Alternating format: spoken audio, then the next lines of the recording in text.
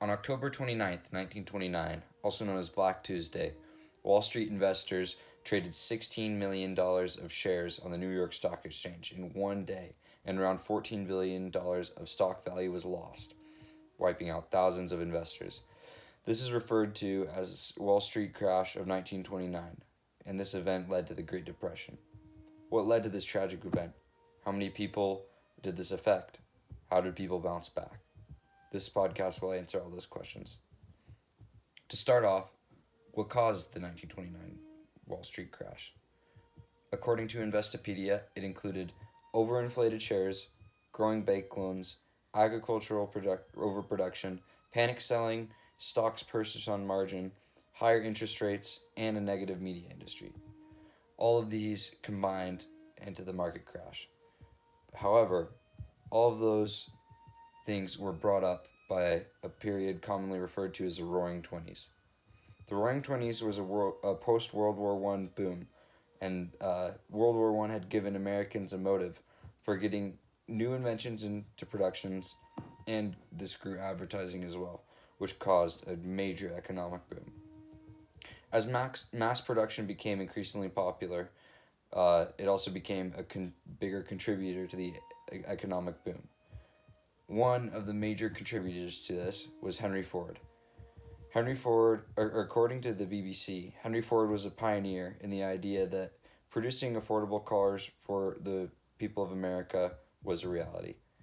He set about realizing this dream by producing his early cars in small workshops. He had groups of men working for him and built the cars on assembly lines. So, by doing this, he was able to reduce the cost of cars, which made him able to sell more cars for a smaller profit, and more people could afford vehicles. This also opened up thousands of job opportunities for Americans. Many people benefited from this economic boom, primarily the middle class. But despite this, many people had a difficult time during this. For example, farmers. Farmers were likely the people hurting most during this time. According to the BBC, farmers were producing too many crops and were unable to sell them. Prices fell, and farmers had to borrow money from the banks in order to be able to survive. More and more of them got into debt and eventually had to sell their farms and leave. Many were left as hobos. Supposedly, over 600,000 farmers lost their farms during this time, and the vast majority of farmers during this time were living in poverty. This was because after World War I, farmers had large debts that they were forced to take on during the war in order to feed the troops across the seas.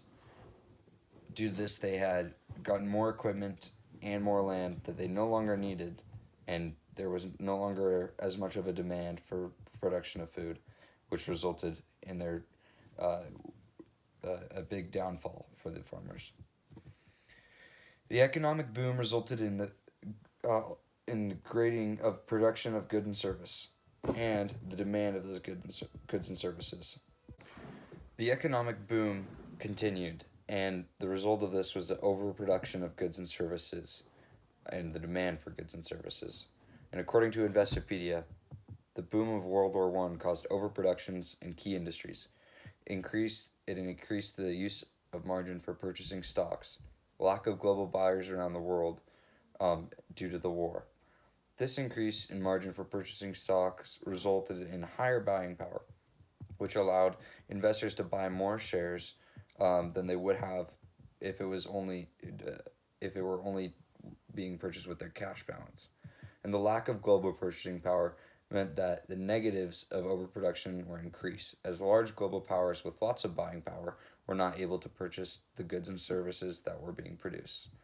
All of this resulted in a less stable economy. If we back up on the timeline slightly, we'll notice that the stock market value is going up at a rapid rate, which is extremely beneficial to corporations as well as investors. And according to the BBC, in the 1920s, as business profits soared, investors were attracted to buy shares of those companies that were doing well. These shares then gave investors a portfolio of profits that the companies were making. Throughout 1927, the number of shares traded had risen to around 577 million. This trend resulted in more people purchasing stock in companies, as it seemed like a wise investment to get as the market was trending upward. According to Britannica, investors hoping that they could get rich quickly borrowed loans to invest more in stocks that they could afford to lose. Essentially, because of the rapid upward trend in the market, people borrowed money from banks in order to invest in, so that they could hopefully make back the, the loan and eventually profit from it. Everyone had been purchasing stocks on loans instead of using quote unquote real money that was directly from their earnings. When people and banks started demanding the money or yeah, that had been loaned to be paid back, no one had enough money, and this contributed heavily to the 1929 Wall Street crash. The crash began on Black Monday, as the market closed 12.8% down. The following day, dubbed Black Tuesday, over 16 million shares were traded, and the Dow lost another 12%. Britannica had an excellent explanation for this. They said that many of the stocks being traded had been purchased on a margin, that is, with a cash payment representing only a small fraction of the stock's actual value. The rest of the purchase price was being covered from a loan from a stockbroker or an investment company, with the stocks themselves serving as collateral. In addition, the war increased demand for American manufactured goods in the years immediately following the World War, but eventually led to the overproduction of various sectors, causing many businesses to lose money and their stock prices to fall. So to simplify this, stocks had been purchased with a loan, and the stocks themselves were collateral as opposed to actual money. This resulted in the total collapse of the stock market and investment banks, which led to the start of a 12-year period of economic drought, often referred to as the Great Depression.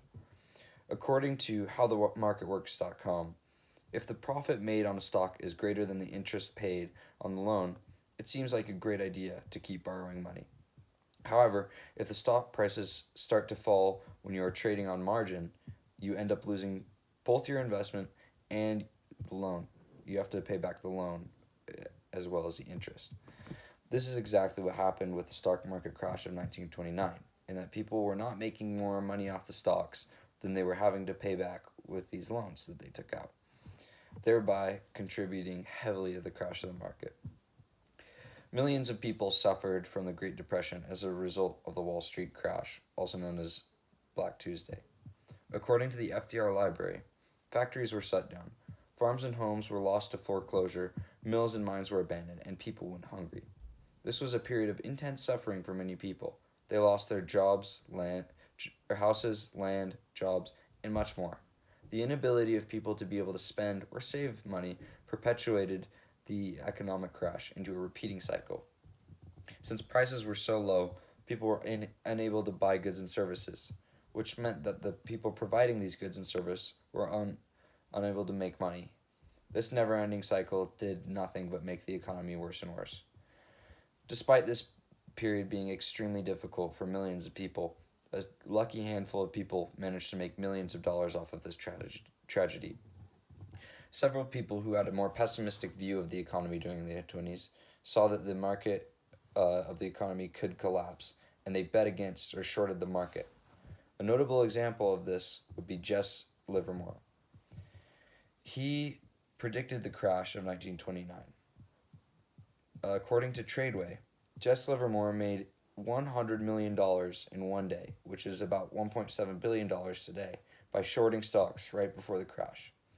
We don't know specifically how he was able to predict this market crash, other than speculation and good luck being on his side. All in all, the Wall Street crash of 1929 was one of the most catastrophic events of the 20th century, and it led to over a decade long of economic depression that resulted in millions of people being out of work and struggling financially.